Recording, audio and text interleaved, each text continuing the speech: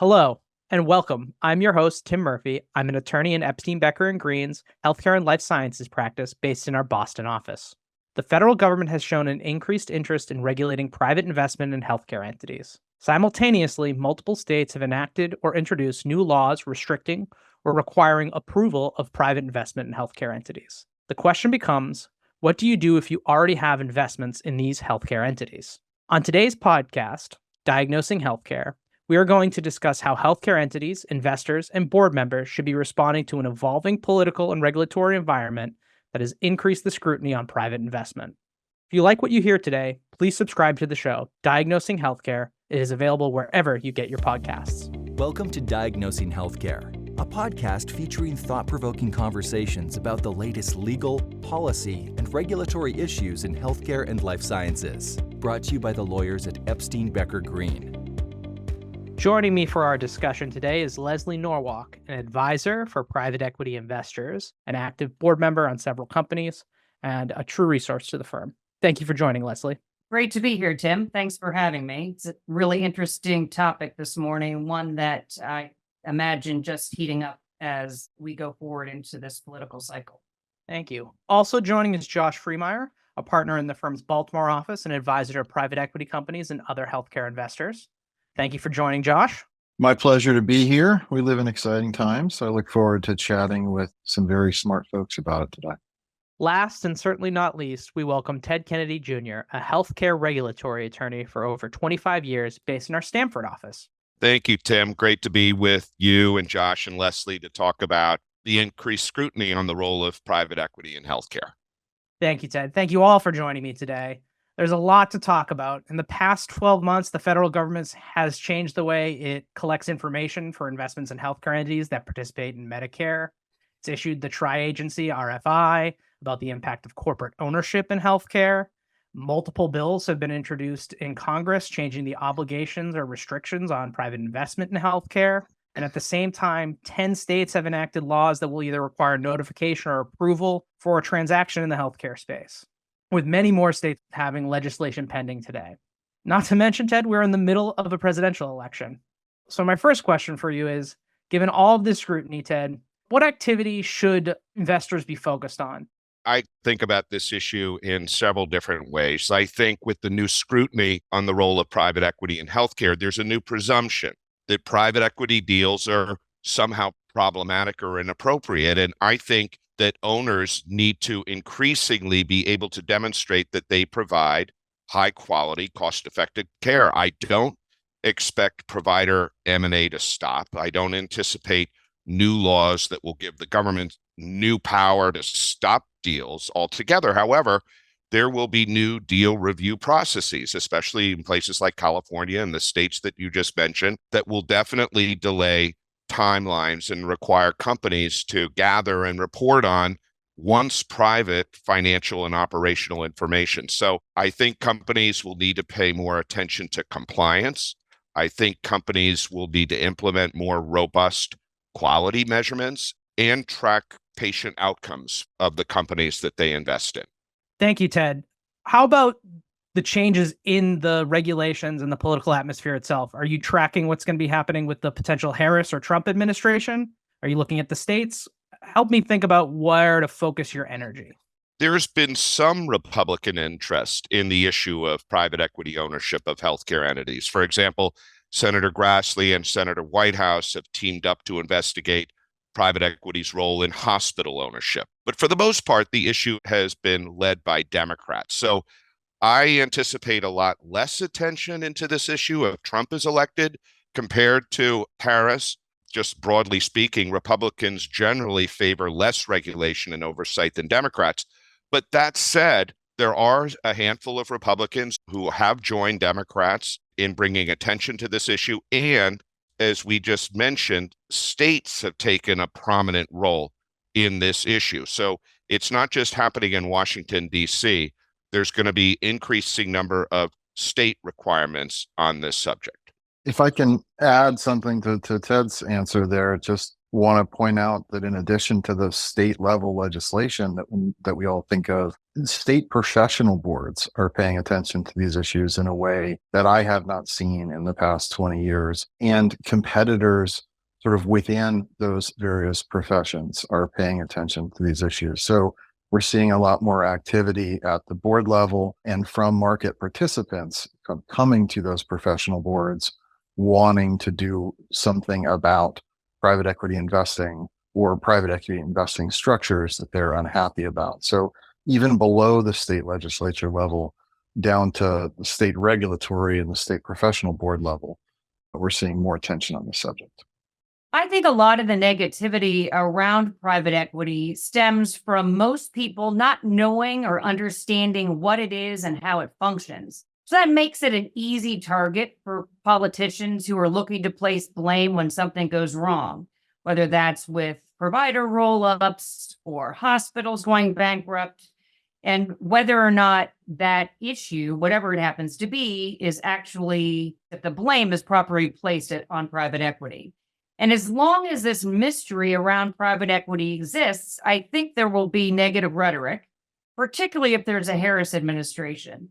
Much like Ted pointed out, I think a Trump administration or generally Republicans have tended to be less regulatorily focused and want to pull those back, but there is some interest there. And I also agree that focusing on quality, compliance, and outcomes super critical. But how the negative rhetoric impacts at least the federal healthcare sector outside of traditional antitrust channels remains to be seen. I'd say for the Medicare program, treating healthcare entities differently based on ownership structure would open a Pandora's box that isn't likely to be sustainable. And also, at least on the Medicare side, without changes in legislation, I wonder if any of the additions to oversight would be able to withstand regulatory challenges because of Chevron being overturned. That's a great point. And there's been a lot of focus on regulatory action. We don't know what that's going to look like in the future before the Roberts Court and the changing and evolving space around regulatory challenges. Thank you for pointing out some of the highlights of what investment means in healthcare, Leslie. I know you've already written a response to the RFI, which folks can go read about if they're interested in. But I was wondering, as a member of a board on a healthcare company, oftentimes representing investors in those companies, how are you thinking about risk mitigation as we've seen increased scrutiny at the state level and the federal level, and just even if it's just interest in what's going on at those companies? Well, generally, I encourage companies to get to know the relevant regulatory agencies, and that's for several reasons. First, obviously, companies must understand what is currently required of them. They need to have appropriate governance and compliance programs that meet those requirements. After all, bad facts make bad law, as the saying goes. And this leads to the second point. Companies should ensure that regulators know and understand the relevant industry, and including the ownership structure, if that's relevant to the industry, and engage with them both formally through notice and comment, rulemaking, for example, as well as informally with meetings and phone calls. And I encourage companies to do this before the house is on fire. But when things are at a normal pace, getting to know them, teaching them how the industry works, why it works that way, the importance of the particular ownership structure, whether that's getting capital, for example, and how that can impact the ability to do the particular business well. Those are two critical components. I think that active engagement with regulatory bodies can help remove some of the mystery around private equity, or at least private equity-backed healthcare entities, which aren't bad per se. And at the end of the day, healthcare regulators should and generally do, at least in my experience, treat all providers and healthcare entities the same, at least on the Medicare side of the house. And private equity-owned companies haven't been subject to different requirements, but that does mean that they still need to ensure, as Ted pointed out in his opening remarks, that it's critical that they follow compliance requirements, that they have good quality, that they provide information on outcomes, et cetera. so that they aren't treated differently going forward. Because generally, people at CMS, at least, are not typically focused. The healthcare entity is public, private, or nonprofit. And just to add to that, when we talk about compliance in these structures and these situations, it's easy to think about fraud and abuse compliance, right? So billing oversight and compliance, coding oversight and compliance, and those things are really important and those are going to be focused on. I think it's worth mentioning structural compliance issues as well. We just went through a period of almost frantic acquiring in the healthcare market, right? The markets were very, very busy for the past 2 years. That has tapered off for a variety of reasons, but now is the time, I think, if you're actively invested in healthcare organizations, to take a hard look at how those are structured, how your ownership is organized, whether it meets with state corporate practice guidelines, whether it meets with state fee splitting guidelines. You want to really deeply understand these issues. They are going to come up more frequently as regulators, potentially driven by other competitors in the same market, are going to be taking a hard look specifically at private equity owned or private equity backed healthcare companies. So a good time to get your house in order and think critically about what other people might have to say if they were looking at it with a critical eye. I think that healthcare private equity has a PR problem as well as a political problem. I'm not sure that the industry has really taken an active role in trying to educate state and federal regulators and legislators about their important role in the healthcare system and funding innovation and funding fortifying compliance and companies, et cetera. That message, I don't think, is really getting through.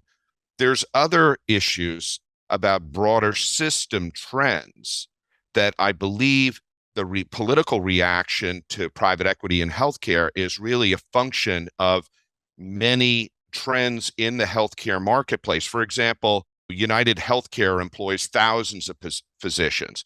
3/4 of the doctors are now employees. They're not independent. I think there are trends that are out there. Is there a real difference between a not-for-profit hospital system buying a physician practice and a private equity firm buying a physician practice? If you listen and you read the newspaper reports and the FTC, DOJ, and HHS inquiry, you would think that there is somehow a difference in the corporate ownership of medicine between various entities. And just to follow up, Ted, that 3/4 of doctors are employed. That's a macro number, right? That's not for a specific specialty or a specific employee. That's the nation as a whole. The nation as a whole, yes. So that is a big shift that over the last, call it, decade and a half that we've seen. I think that we need to be asking ourselves, why are healthcare companies, why are physicians seeking this type of capital to expand, to consolidate? The idea that, we have a lot of regulations on the books already. To run a physician practice is a huge expense. The technological, the electronic health records, the claims processing, it's just a huge undertaking, which is why many independent practices are now joining up with hospitals or joining together with other like-minded physicians in similar practices and bringing in a capital partner to help them fortify and expand their healthcare practices. So I think it's important as we talk about this issue and track the regulatory and legislative trends that we also really understand what the market forces are at play in driving these changes. Yeah, Ted, I totally agree. In addition to requiring capital, the sophistication now required to be a physician and be successful, it's just become exponentially more difficult. Whether it's the requirements around, it's not just electronic health records, but just keeping up with the practice of medicine generally, and having a lot of information on the internet that you're going to need to counter from your patients who come in thinking that they know the answers to whatever the issue happens to be. You have to spend so much time being educated, separate and apart from the increasingly complex payment arrangements that Medicare, Medicaid, and the private sector is interested in putting into place where physicians are taking risk, for example. So so many different things, not even with compliance or electronic health records or keeping up. I don't know how physicians do it on their own. And I think they are increasingly coming to that same conclusion that in order to be successful and be able to have a practice where you can make a living, you need to do it in concert with others. I think you're absolutely right that the entire ecosystem has been changing over time. We need PR to keep up with what's happening on both sides of that ecosystem in order for us to have a well-functioning healthcare marketplace, if you will. Thank you both. Josh, I know you've spent a lot of time helping folks think through how they're going to get to an exit when we have new federal scrutiny, new state laws requiring approvals or notifications or review of a transaction. How are you helping folks think through those issues today? There's a couple layers to it. And I would start by saying if you're in that position and you're looking at an exit horizon within the next year or two, it's probably already time to start thinking about these things. First and foremost, obviously, is paying attention to what laws either currently do or may in the near future apply to you. So that would be all the state level sort of approvals that are needed or may be needed in the future. You can act now to try to counteract some of those requirements before they get put in place if you're in those jurisdictions, or you can just work to better understand them and get better prepared for them. I think understanding that the transaction timeline is going to be extended is going to be key. And I would say that you're likely facing a more aggressive diligence process in terms of all the compliance and structural issues that we've been talking about. So getting your house in order and being aware of the extended timeline, being aware of what may slow things down or even prevent things from moving forward if there are compliance issues, if there are structural issues, or if you're trying to work through a particularly difficult jurisdiction. So getting out in front of those things and really turning a critical eye on yourself can make the process run much smoother when you get there. What are you seeing generally? Are you seeing this to be the case across all different types of healthcare entities, providers of all types, payers? Or is this really, at least at the state level, focused on provider roll-ups or physician roll-ups, or is this really a broader issue that you're seeing? I have mostly been seeing it in those kind of retail facing roll-ups. So I wouldn't limit it to physicians because I've seen a fair amount of interest and controversy at optometry practices, at dental practices, at veterinary practices. So places where you wouldn't expect to run into significant issues around it. I want to say it was the New York Times just did a big article not that long ago about private equity's influence on the veterinary industry. And so I've heard state boards taking a closer look at that. And I expect we'll see regulations coming out in terms of that for vets, let alone human healthcare. It's certainly been the case for dentistry and eye care. And I expect we'll see it spread from there. The hospital industry obviously has been affected and called out in the spotlight a fair amount as well, albeit for slightly different reasons. To me, the issue that is worth really thinking about and considering is just that in this environment, even if these specific laws or regs are not going to impact your ability to buy or sell, you'll be able to structure around them. You'll be able to sort of manage the disclosures if necessary. You'll be able to get it done. But the environment is going to be a more difficult and more risky one because folks are just looking at these structures with a critical eye. And again, that includes competitors in the marketplace who may see this as an opportunity to try and leverage the bad sentiment about private equity owned or invested companies to move state boards and to move other regulators against those structures in a competitive sense. And to follow up on that, it's really variable by state, Leslie. If you look at California, the law is much broader than professional practices and human-focused delivery of healthcare, is how I would put it.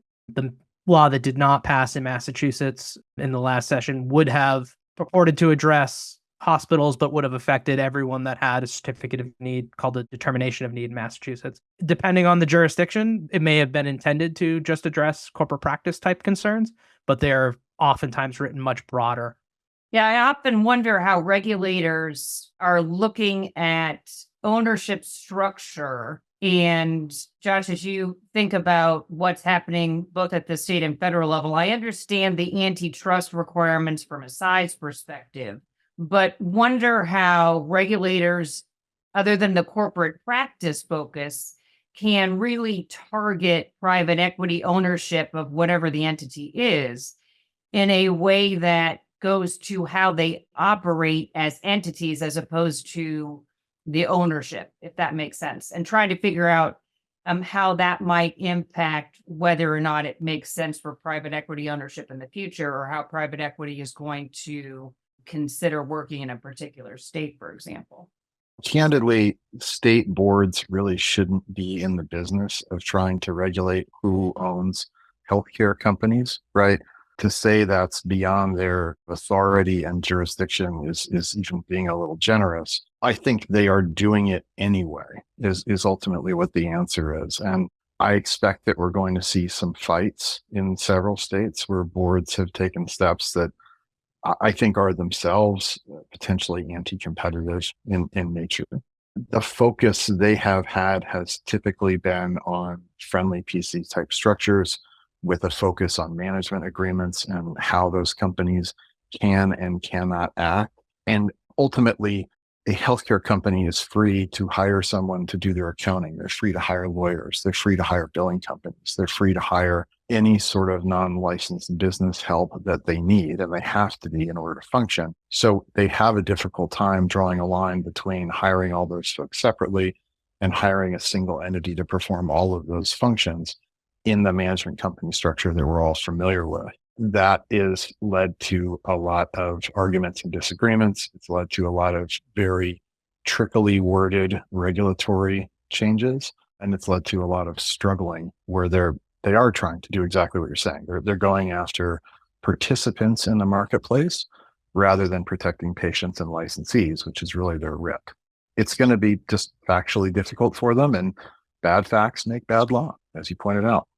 Yeah, I suspect at some point, like everything we've seen in healthcare, the pendulum will swing. And if it continues to swing in that particular direction where there is more focus on private equity owned entities as a group unrelated to the ownership structure, I see that as being problematic ultimately, because I think they need to be careful with where they end up. I do think that's a Pandora's box. Also true for the Medicare program to do it.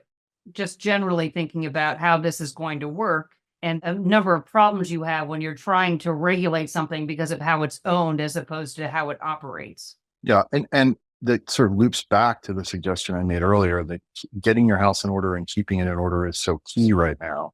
The environment is there where people are looking for problems and they're looking for fights. And if you make it easy for them by being sloppy in your structuring or by being sloppy in your compliance work or by skipping steps that are recommended in terms of maintaining a quality compliance program and quality oversight, it just makes it easy, right? It makes it a lot easier to point at those. And it may well be that there are companies doing the same thing or having the same issues that are not owned that way. But right now, the marketplace is going to be a little unfair. And if you are a sponsor who's infested, you're probably going to be held to a higher standard. And so I think you're going to have to pay attention to that and really focus on it, because it makes it very difficult, even at a state board level, if when they start trying to draw those lines to find a way to say you're doing something improper, they just can't identify anything you're doing improper. It's going to make them look foolish, and it's going to make it very difficult for them to rally the stakeholder support they need to push through these kinds of things. It is important that everything is being done in a proper way right now. Always like focus on compliance. Back to Ted's initial point of the importance of quality, compliance, and outcomes. You can do those things well and educate around those things. And hopefully those are the things that will push back against negative PR, no matter who the owner is. Well, I want to thank all three of you for joining us here today. What I heard as a key takeaway for stakeholders in the investment community that already have investments in healthcare are, number one, make sure your house is in order from a compliance standpoint. Make sure you are producing and tracking quality outcomes. Number two, engagement. engagement on the federal and state level. You need to be paying attention not just to what's happening in Congress, but what's happening at the state board level where your investment is operating today. And finally, for when you're preparing for exit, we need to be thinking about longer timelines and more effort that's going to need to go into that sale process. Thank you to all of our listeners today. Thank you, Ted, Leslie, and Josh. I'm your host, Tim Murphy. And if you like what you heard today, please don't forget to subscribe. Diagnosing Health Care is available wherever you get your podcasts. Thank you for listening to Diagnosing Health Care. For show notes on today's episode, additional episodes, and more insights on trending issues in healthcare and life sciences, please visit diagnosinghealthcare.com and be sure to subscribe on your preferred platform.